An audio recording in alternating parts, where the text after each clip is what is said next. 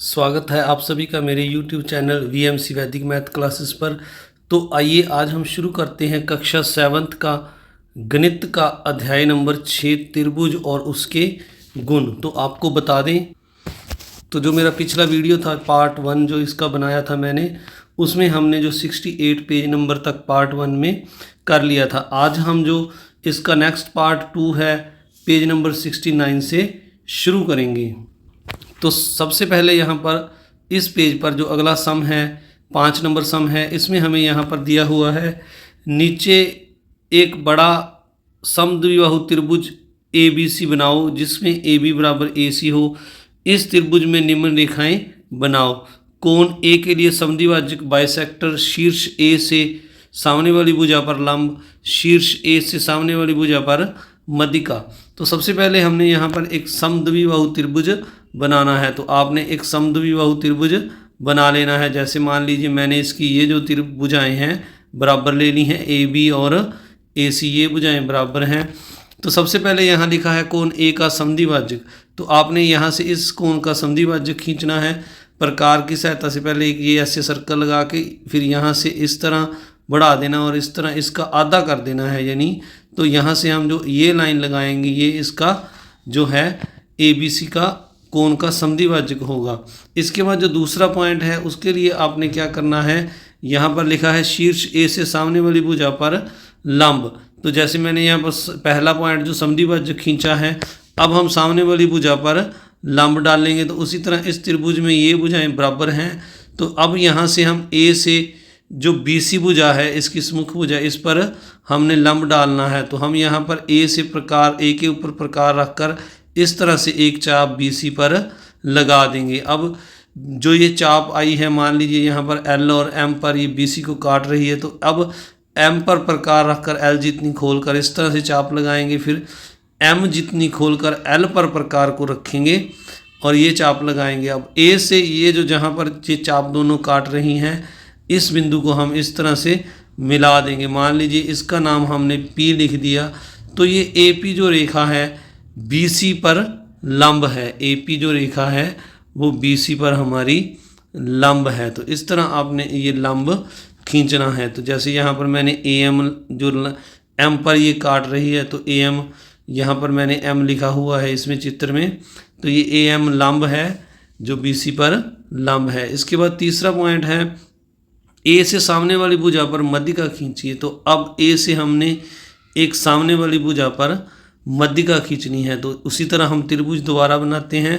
तो ABC ये एक त्रिभुज है, इसमें ये दोनों भुजाएं बराबर हैं। अब हमने जो A से इस भुजा की मध्यिका खींचनी है, तो हम जो BC भुजा है इसका समद्विभाजक खींचेंगे। तो इसका समद्विभाजक हम इस तरह से करेंगे, B पर प्रकार रख के थोड़ी सी ज़्यादा खोलकर एक ये चाप लगाएंगे, C पर रखकर आधे से थोड़ी सी ज़्यादा चाप खोलकर इस तरह से हम ये चाप लगाएंगे, यानी A और B और C पर रखकर अपने प्रकार आधे से ज़्यादा खोलकर चापें लगा देनी है। फिर इसको A से मिला देना है, शीर्ष A से मिलाते हुए ये जो लाइन इस तरह से जाएगी। तो ये इसकी जो BC का जो मध्य बिंदु है A से मिलाएंगे हम, तो AM जो इसकी मध्यिका आ जाएगी। इसके बाद आगे यहाँ पर हमें पूछा है क्या ये सभी रेखाएं अलग अलग हैं? हाँ, नहीं, सभी रेखाएं समान हैं। तो ये एक ही रेखा आएगी। यदि हम इस चित्र को देखें तो ये इसका हमने आधा किया है कोण का समद्विभाजक और यहाँ से ये लंब समद्विभाजक खींचा है, तो ये एक ही लाइन आएगी। ये लाइन BC का भी जो M पर काट रही है मध्य बिंदु होगी। तो इस तरह हम यहाँ पर लिख देंगे नहीं रेखाएं समान हैं, ये अलग अलग नहीं हैं, ये रेखाएं समान हैं। इसके बाद आगे लिखा हुआ है रेखा AM, इन रेखाओं की क्या विशेषता है? रेखा AM A का समद्विभाजक है, A से मध्यिका भी है और AM BC पर लंब भी है। इसके बाद अगला प्रश्न है एक त्रिभुज में किसी एक कोण का समद्विभाजक रेखा उसकी लंब रेखा भी है, बताओ तुम इस किस प्रकार का त्रिभुज होगा? तो जैसे हमने अभी ऊपर जो बनाया तो ये समद्विबाहु त्रिभुज था, तो यहाँ पर हम समद्विबाहु त्रिभुज पर टिक लगा देंगे। ऐसा समबाहु त्रिभुज में भी हो सकता है। तो इसके बाद आगे पर लिखा ये हम समबाहु त्रिभुज का चित्र बनाया है हमने, तो ये समबाहु त्रिभुज भी हो सकता है, इसकी तीनों भुजाएं समान लेकर। उसी तरह से B से AC का लंब समद्विभाजक और मध्यिका खींची है, जो एक ही लाइन है। तो प्रश्न अगला 5 है, इसमें लिखा है, तो इसका पता हमने कैसे लगाया, पता लगाने का तरीका, तो 5 की तरह रचना करके देखने पर पता लगाया। इसके बाद अगला 10 नंबर प्रश्न है, तो मुझे लगता है ये यहाँ पर इसने प्रश्न संख्या गलत लिख दी है, 10 नहीं, ये 6 नंबर बनेगा। नीचे एक मोहल्ले का रेखा चित्र दिया गया है, ये एक मोहल्ला है, ये शहर को जाने वाली गली है, ये अस्पताल को जाने वाली है, और यहाँ पर ये 2 और गलियाँ दिखाई गई हैं, ये चौरस्ता बन रहा है, यहाँ पर ये सड़कें हैं। तो आगे यहाँ पर लिखा हुआ है, यहाँ प्रश्न में लिखा हुआ है, ये यहाँ पर आपको बैंक, डाकघर, यहाँ पर इस बिंदु पर डाकघर और यहाँ पर स्कूल दिखाया गया है। तो सबसे पहले यहाँ पर प्रश्न नंबर 1 में लिखा हुआ है, मोहल्ले में स्कूल और डाकघर में एक सम दूरी पर एक दवाखाना खोलने का विचार है। दवाखाना कहाँ बनाया जा सकता है? इन स्थलों को बिंदुओं द्वारा चित्र में दर्शाओ। तुमने कैसे पता लगाया, यह भी लिखो। तो यहाँ पर हमने एक जो मोहल्ले में डाकघर और स्कूल है, इनकी समान दूरी पर एक दवाखाना खोलना है। तो हमने कैसे पता लगाया? हमने पहले ये जो डाकघर, डी और स्कूल, ये दोनों बिंदुओं को आपस में मिला लिया, फिर इनका समद्विभाजक किया। ये जो रेखा है समद्विभाजक रेखा है, और अब समद्विभाजक रेखा को हमने, जो समद्विभाजक रेखा ये वाली है, इस पर यहाँ से कहीं पर भी, जैसे मैंने ये बिंदु मिलाए हैं, आप यहाँ पर ऐसे यहाँ से भी इस पर, इस लाइन पर आप कहीं भी मान लीजिए, यहाँ यहाँ यहाँ कहीं भी आप 2S यानी स्कूल और डी से दोनों लाइनें यहाँ पर मिलाएंगे, तो ये जो बिंदु आ जाएगा, यहाँ पर आप दवाखाना, ये बिंदु है, जहाँ यहाँ पर ये बिंदु है, तो यहाँ पर दवाखाना खोल सकते हैं, जो दोनों से समान दूरी पर होगा। तो यहाँ पर जैसे लिखा है, DS रेखा का लंब समद्विभाजक पर स्थित किसी भी बिंदु पर दवाखाना बनाया जा सकता है। प्रश्न 5 व 6 से समझकर वहाँ से रचना की है। अब अगला प्रश्न है, शहर जाने वाली सड़क पर और अस्पताल पर जाने वाली सड़क की समदूरी पर बच्चों का एक खेल मैदान बनाना है। उच्च दूरी द्वारा इस खेल मैदान के लिए स्थानों के बिंदुओं को चिन्हित करिए। कैसे पता लगाया, लिखो। तो अब हमने अस्पताल और शहर जाने वाली सड़क और अस्पताल वाली जो सड़क है, इससे सम दूरी पर, तो ये जो सड़क आपको दिखाई दे रही है, शहर जाने वाली सड़क और अस्पताल जाने वाली सड़क, तो इन दोनों सड़कों से हमने समान दूरी पर एक जो है बच्चों के लिए प्लेग्राउंड बनाना है। तो अगर हम देखें, ये जो यहाँ पर 90 का कोण बन रहा है, अगर इस लाइन को और इस लाइन को देखें, तो यहाँ पर एक 90 का कोण बन रहा है। इस अगर 90 के कोण का हम समद्विभाजक कर दें, यानी अगर एक हम यहाँ से एक रेखा 45 डिग्री के कोण पे ये वाली रेखा लगा दें, तो इसके यहाँ से अगर दोनों, इस पर मान लीजिए इस पर यह ये बिंदु एक ले लिया, तो इसको अगर हम शहर जाने वाली सड़क और जो अस्पताल जाने वाली सड़क है, इससे अगर इस तरह से 90 डिग्री के कोण पर दूरी देखेंगे, तो ये दूरी दोनों से समान आएगी, दोनों ओर से समान दूरी आएगी। एक बार फिर से देख लीजिए, तो ये समद्विभाजक खींचा 90 डिग्री का। अब मान लीजिए यहाँ पर हमने एक बिंदु लिया, अगर यहाँ से हम इसके समांतर इस तरह और इस लाइन के समांतर इस तरह 2 लाइनें खींच दें, तो ये जो दोनों से जो दूरी है इसकी समान आएगी। तो हमने यहाँ पर लिख दिया है, दोनों सड़कें 90 डिग्री पर मिलती हैं बिंदुओं पर O के समद्विभाजक रेखा किसी भी बिंदु पर खेल के मैदान को बनाया जा सकता है, यह दोनों सड़कों से समान दूरी पर होगा। अब अगला जो प्रश्न है इसका तीसरा, इसमें लिखा है, बैंक, डाकघर और स्कूल के बराबर दूरी पर एक घंटाघर बनाना है। चित्र में उसके लिए उचित स्थान द्वारा चिन्हित करो। कैसे पता लगाया, नीचे लिखो। तो अब बैंक, डाकघर और स्कूल तीनों से हमने समान दूरी पर एक घंटाघर बनाना है। तो ये देखिए, जैसे ये मैंने यहाँ पर बैंक, डाकघर और स्कूल, ये जो 3 बिंदु थे, ये वाले जो तीनों बिंदु थे, मैंने इन तीनों को आपस में इस तरह से इसके लिए द्वारा से मिलाया है आपको समझाने के लिए साइड पर। तो अब मैंने जो DS लाइन थी, जो इसका एक समद्विभाजक खींच दिया, और एक BD जो लाइन थी, इसका समद्विभाजक खींच दिया। जो ये दोनों समद्विभाजक हैं, ये वाला समद्विभाजक और ये वाला समद्विभाजक यहाँ O पर मिल रहे हैं। जहाँ पर ये दोनों मिल रहे हैं, ये B, D और S से समान दूरी पर बिंदु होगा। तो यहाँ पर हमने जो ये हमसे पूछा गया था, जो बनाना है हमने घंटाघर, इस बिंदु पर हम घंटाघर बना सकते हैं। BDS का परिकेंद्र O बिंदु है, जो BDS से समान दूरी पर, इसलिए बिंदु O पर घंटाघर बनेगा। यह BD, D और DS का समद्विभाजक बिंदु O पर मिलता है। तो यानी कहने का मतलब, हम O बिंदु पर जो है घंटाघर बना सकते हैं। अब आगे क्रियाकलाप 2 में हमें यहाँ पर दिया हुआ है एक बड़ा ग्राफ पेपर लो, ग्राफ पेपर पर निम्न आकृतियाँ बनाओ। तो हमने ये निम्न आकृतियाँ, एक समकोण त्रिभुज जिसके समकोण पर भुजा 3 सेंटीमीटर और दूसरी भुजा 4 सेंटीमीटर हो, तो आपने ग्राफ पेपर पर एक भुजा 4 और एक 3 सेंटीमीटर लगाकर एक समकोण बनाना है। इसकी तीसरी भुजा नापो। तो स्केल की सहायता से इसको हमने नाप लेना है। जहाँ ग्राफ पेपर पर जो खाने बने होते हैं उनमें आपने इस लाइन को नापना है। तो ये आपकी 5 सेंटीमीटर आएगी।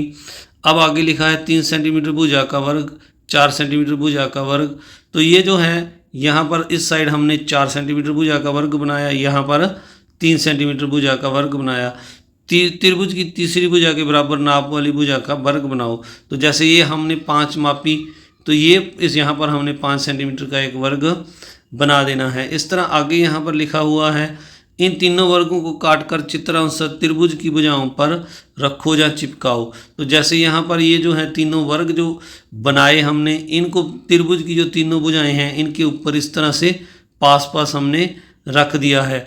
तो अब आगे यहाँ पर लिखा गया है, यहाँ नीचे लिखा हुआ है, त्रिभुज की भुजाओं पर रखे गए इन वर्गों में 1-1 सेंटीमीटर में छोटे वर्गों की संख्या गिनो और नीचे दी गई तालिका में लिखो। तो प्यारे बच्चों, जो आप ग्राफ पेपर पर जब इसको करोगे तो इसके जो छोटे वर्ग हैं, कर्ण वाली भुजा पर वर्ग आएंगे वो छोटे 25 आएंगे, लंब वाली भुजा पर ये 16 आएंगे और आधार जो 3 सेंटीमीटर था तो उस पर 9 आएंगे। यानी जो 5 सेंटीमीटर भुजा थी 5 का वर्ग 25, 16 जो है 4 का वर्गमूल है और 16 का वर्गमूल 4 है और 9 का वर्गमूल 3 है। यानी 3 को 2 बार गुणा करने पर 9 आया है। छोटे वर्गों की संख्याओं में परस्पर संबंध पहचानो। और आगे यहाँ पर लिखा है, इन छोटे वर्गों की संख्याओं को परस्पर जोड़ घटा गुणा भाग करके संबंध पहचानो। तो इनका हमने अब संबंध पहचानना है छोटे वर्गों का। तो इसके लिए हम इनका जोड़ घटाओ अलग अलग करके देखेंगे। तो अब पहले हमने 16 और 9 को जोड़ा तो इनका जोड़ 25 आ रहा है। यानी 4, 16 का वर्गमूल 4 है, 9 का वर्गमूल 3 है और 25 का 5 है। तो इस तरह हम कहेंगे जो 4 है लंब और आधार का वर्ग जोड़ेंगे तो ये तीसरी भुजा कर्ण के वर्ग के बराबर आता है। तुमने निम्न में से कौन से संबंध बनाए? सही विकल्प पर निशान लगाओ। एक से अधिक सही संबंध हो सकते हैं। तो अब आगे हमें यहाँ पर दिखाया गया है जो आपने अलग अलग हमने बनाए, उनमें यहाँ पर ये पहले लिखा है लंब पर बने छोटे वर्ग की संख्या। तो लंब पर जो 4 है उसका वर्ग 16 है, आधार पर बने छोटे वर्गों की संख्या वो 9 है। तो यहाँ माइनस है, इनको माइनस करेंगे 16 और 9 को तो ये 7 आएगा। दूसरी ओर लिखा है कर्ण पर बने वर्गों की संख्या। तो कर्ण पर जो छोटे वर्ग 25 बन रहे हैं तो 7 और जो 25 हैं ये बराबर नहीं है, तो इसको असत्य लिख देंगे। दूसरा है कर्ण पर बने छोटे वर्गों की संख्या वो 25 है, आधार पर बने छोटे वर्गों की संख्या 9 है, इनका माइनस करेंगे तो ये जो लंब पर बने वर्गों की संख्या 16 है उसके बराबर आएगा। तो ये सत्य है। इस तरह आपने सी और डी को देख लेना है। तो अब हमें यहाँ पर लिखा हुआ है उपयुक्त संबंध के आधार पर नीचे दिए गए कथनों में से कौन से कथन और कौन से कथन सही हैं का सही कथनों के निशान लगाओ। तो सही जो कथन है यहाँ पर लंब का वर्ग प्लस आधार का वर्ग बराबर कर्ण का वर्ग होता है। दूसरा कर्ण के वर्ग में से अगर हम आधार का वर्ग घटा दें तो ये लंब के वर्ग के बराबर होता है। सी पार्ट ये सही है। तो 2 इसमें सही हैं। आगे लिखा है किसी समद्विबाहु त्रिभुज का एक कोण 80 डिग्री का शेष कोणों का माप ज्ञात करो। तो अगर हम देखें तो समद्विबाहु त्रिभुज होता है जो, एक बार दोबारा से देखें, समद्विबाहु त्रिभुज होता है जो इसकी 2 भुजाएं बराबर होती हैं। तो मान लीजिए ये 2 भुजाएं बराबर हैं, मैंने आपका जो चित्र बनाया है उसमें ये 2 भुजाएं बराबर ली हैं मैंने, ये और जो ये वाली भुजा है ये बराबर ली है। अब इस भुजा के सामने ये बन रहा है और इसके तो ये जो 2 भुजाएं मैंने बराबर ली हैं दोनों, तो इसके सामने ये कोण बन रहा है और इसके सामने यहाँ पर ये बन रहा है जैसे इस चित्र में। तो ये y मैंने मान लिए दोनों, और ये 80 का दिया है तीसरा कोण, ये वाला कोण 80 का दिया है और ये y हैं दोनों, तीनों को जोड़ा तो जोड़ 180 आया। अब 80 को दूसरी ओर ले गए माइनस हो गया और 2y बराबर 180 माइनस 80, y बराबर 100/2 और काटा तो y की वैल्यू 100 आ गई। तो जो शेष दोनों कोण समान कोण है उनकी 50-50 डिग्री की वैल्यू आ गई।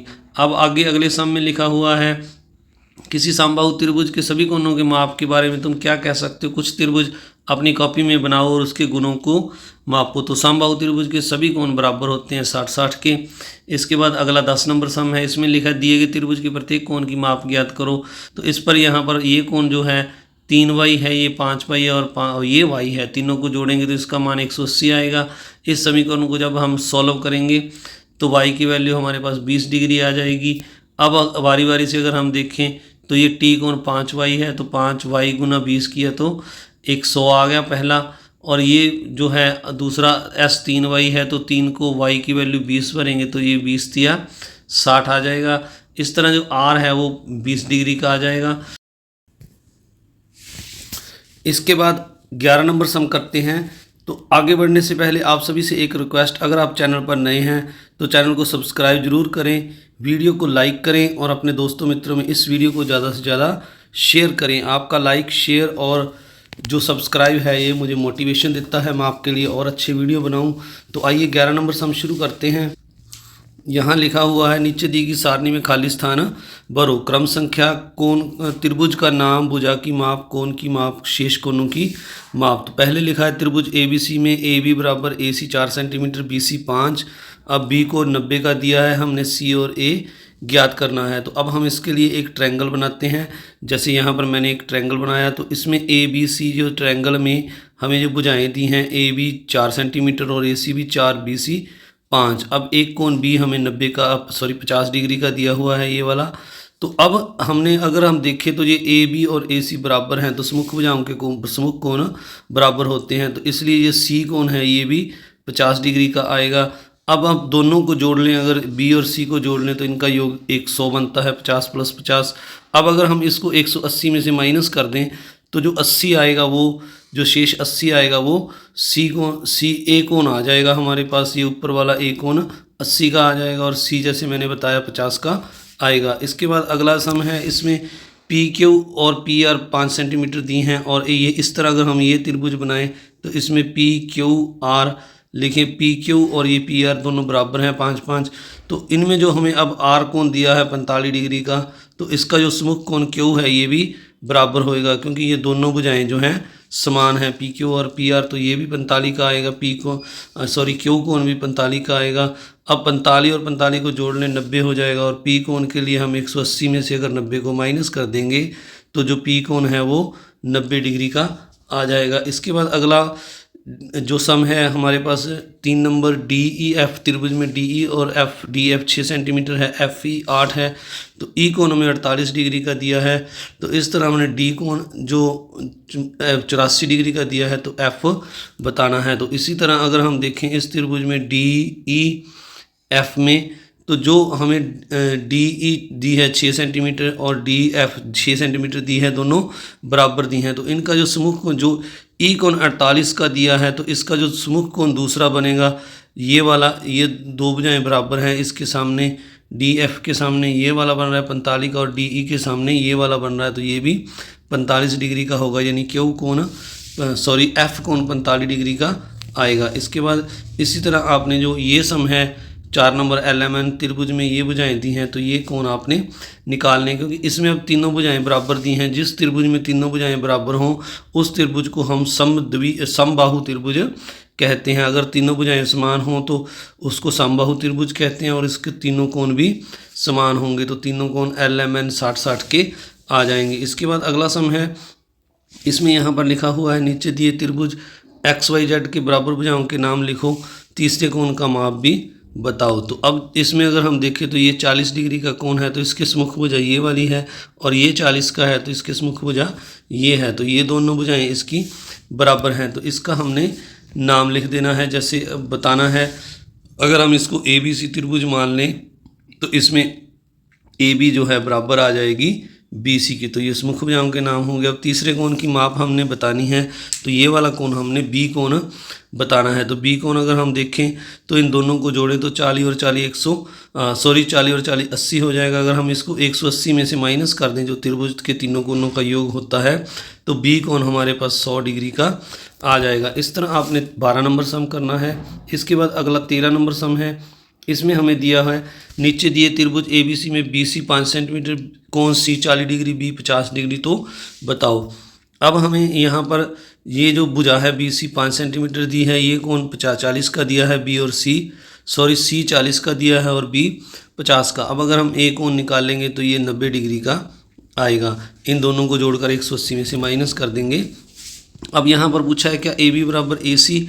अगर हम देखें तो ए बी बराबर ये वाली ए सी नहीं होगी, क्योंकि इसकी जो सम्मुख कोण है वो अलग अलग हैं, बराबर नहीं है। अब ए बी और ए सी की कौन सी भुजा बड़ी है, तो ए बी, अगर ए बी और ए सी में देखें तो जो ये कोण बी कोण 50 का बड़ा है, तो इसके सम्मुख भुजा ए सी बड़ी होगी। आगे पूछा है बड़ी भुजा छोटी कोण के सामने है या बड़े कोण के सामने, तो ये बड़े कोण के बी के सामने है। आगे बढ़ने से पहले आपसे एक बार फिर से रिक्वेस्ट, अगर आप चैनल पर नए हैं तो चैनल को सब्सक्राइब जरूर करें, वीडियो को लाइक करें और अपने दोस्तों मित्रों में इस वीडियो को ज़्यादा से ज़्यादा शेयर भी जरूर करें। तो अगला जो 14 नंबर सम है, इसमें हमें यहाँ पर दिया हुआ है त्रिभुज पी क्यू आर में पी क्यू बराबर पी आर। तो ये पी क्यू और पी आर बराबर दी हैं, कोण आर 28 डिग्री है, तो त्रिभुज के शेष कोण बताओ। ये कोण 28 का दिया है। अब ये सम्मुख भुजाएं बराबर हैं दोनों, तो इनके सम्मुख कोण बराबर होंगे। इसके सम्मुख कोण यहाँ पर ये वाला कोण बन रहा है क्यू, तो हम लिखेंगे पी क्यू बराबर पी आर, तो क्यू कोण आर के बराबर होगा, तो क्यू कोण भी 28 डिग्री का आ जाएगा, यानी ये वाला कोण भी 28 का आ जाएगा। अब हमने पी कोण निकालना है, तो हम जानते हैं त्रिभुज के तीनों कोणों का योग P plus Q plus R 180 होता है। अब क्यू और आर की 28 वैल्यू भर देंगे, फिर इसको निकालने के लिए हम दोनों को जोड़कर 180 में से माइनस कर देंगे, तो पी की वैल्यू जो है हमारे पास 124 डिग्री आ जाएगी। इसके बाद जो आगे सम है 14 नंबर के बाद जो 15 नंबर सम है, इसमें हमें ये पूछा गया है त्रिभुज ए बी सी एक समकोण त्रिभुज है, सी कोण 90 का है, सी ए बराबर सी बी एक्स का मान ज्ञात करो।